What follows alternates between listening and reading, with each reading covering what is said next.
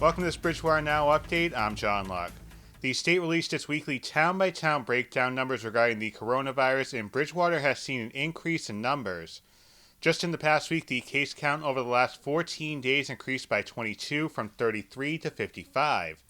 There were 60 positive COVID tests over the past 2 weeks, with 3,719 tests, averaging out to a positivity percentage of 1.61%.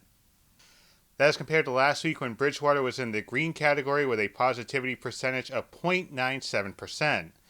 Meanwhile, Rainham has seen numbers hold steady just about across the board. For winter sports student athletes in the MASCAC and at BSU, it's game over before the games even begin. The MASCAC conference announced last week that winter sports, including men's and women's basketball and track and field, will not take place this season due to the COVID-19 pandemic.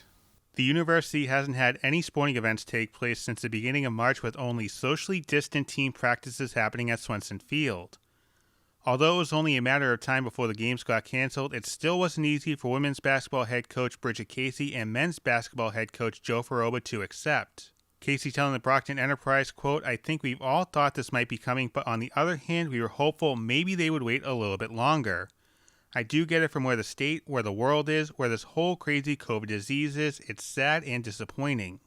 Coach Faroba looked back at his coaching career, telling the paper, "My first coaching job was in Beverly in 1975, coaching 8th grade and freshman teams when I was student teaching.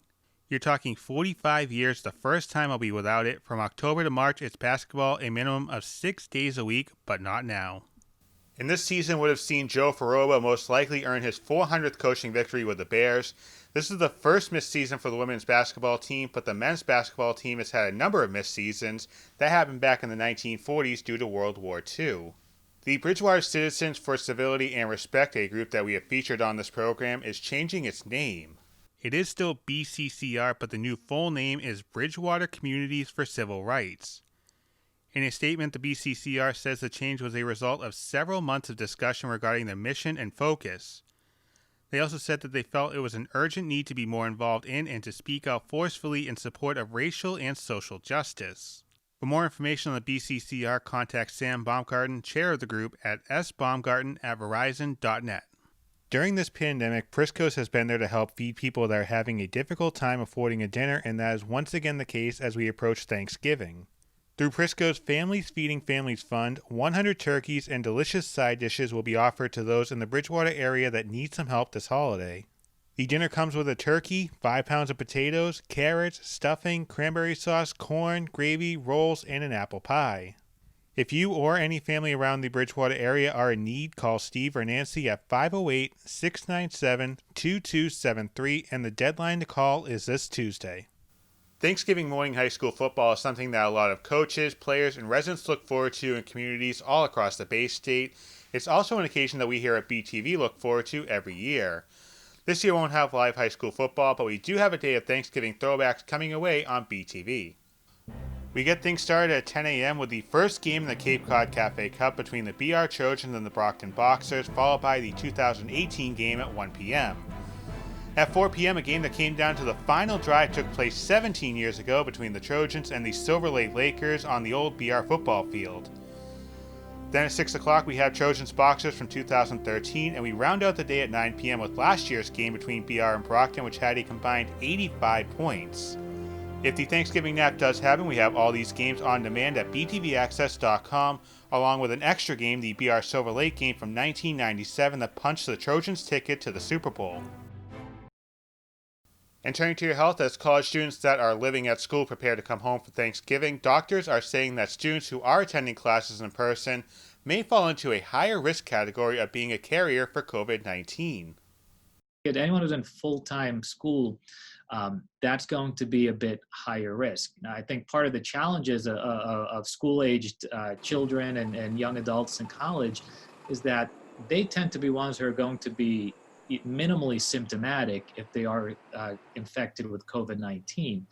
To reduce the potential of unknowingly spreading the virus, students should quarantine a week or two before going home. That's also something to think about during Christmas as well. College students should be looking for COVID symptoms, including fever, cough, and body aches, and if the symptoms are present, they should not travel. If COVID testing is offered at a student's school, it's a good idea to get a test a few days before leaving for break. And when coming home from college, the students should wear a mask if they haven't been able to isolate ahead of time. That's a tough sell to wear a mask at family gatherings or perhaps in your own home. But it's really an extra precaution to protect the most vulnerable. And doctors also say college students should have a separate bedroom and bathroom if possible to reduce the risk of virus transmission at home. And finally, today, the election is in the rearview mirror, and for big elections like the one on and before November 3rd, poll workers are important. I talked to the town clerk of Bridgewater, Marilee Hunt, about the importance of about 100 workers helping out, and we talked about ballots coming in after Election Day and what happened to the ballots after they are counted. We talked a little bit about this before the interview, exchanging emails here. But how important were the poll workers this year? In a year which has seen many people afraid to enter situations like this because we've been trained to not really go out into crowds, not really congregate into places. And it seems like, yeah, a good turnout for poll workers this year as well. We did. We did. We were very concerned about who would get sick at the last minute and just simply couldn't come in. We certainly let our poll workers make the choice whether they wanted to be there. No one was forced to come in. But I think they all know how much we really depend on them, because certainly, there are three of us in the office. It wouldn't matter what we would do. The three of us could not pull off an election like this. I just spent today going over the 101 people who came to help us, some volunteers and some paid poll workers. But it was an amazing team of people. We had the setup the night before. All those stanchions had to be assembled. All the plexiglass shields had to be assembled. All the chairs and tables brought down from upstairs and the booth set up. That's an enormous amount of work that the three of us can't do by ourselves. And so we're grateful.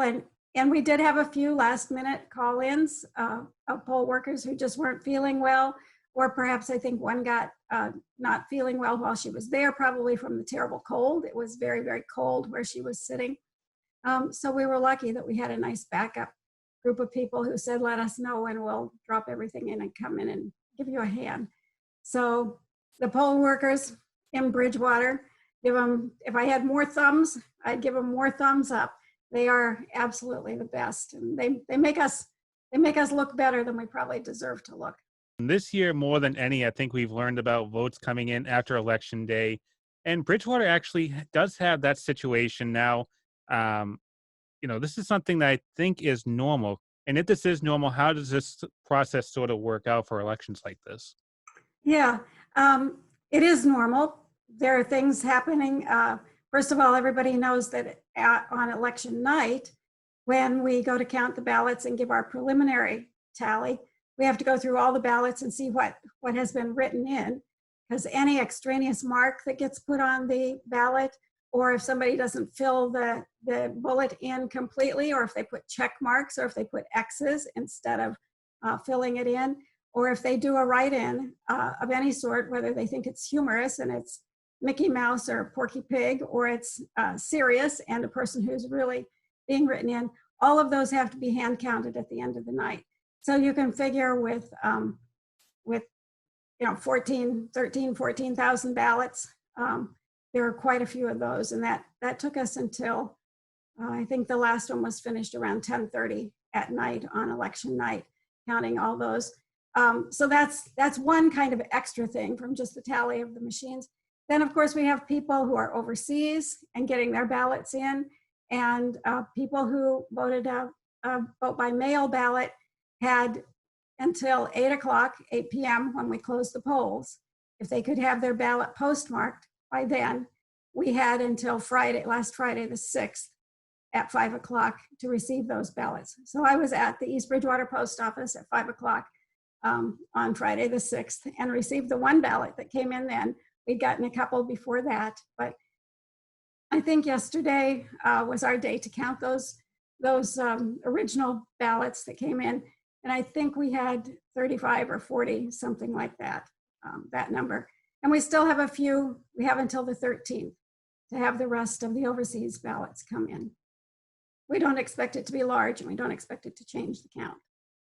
And then finally here, as far as holding on to the ballots, this is something that the ballots are held for 22 months, I believe. Did I hear that right? Mm-hmm.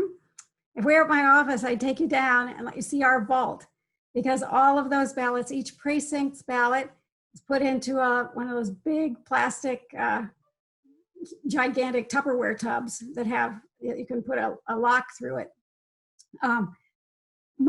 Some of the precincts have more than one of those tubs for their ballots, and those are locked up at the election when the ballots come out of the machine.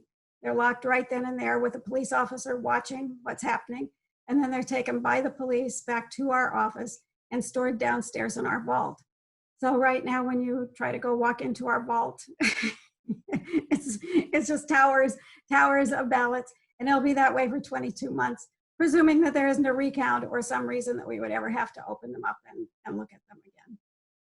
Our thanks to the town clerk from Bridgewater, Marilee Hunt, for joining us for that interview, and thank you for watching this Bridgewater Now update. I'm John Locke.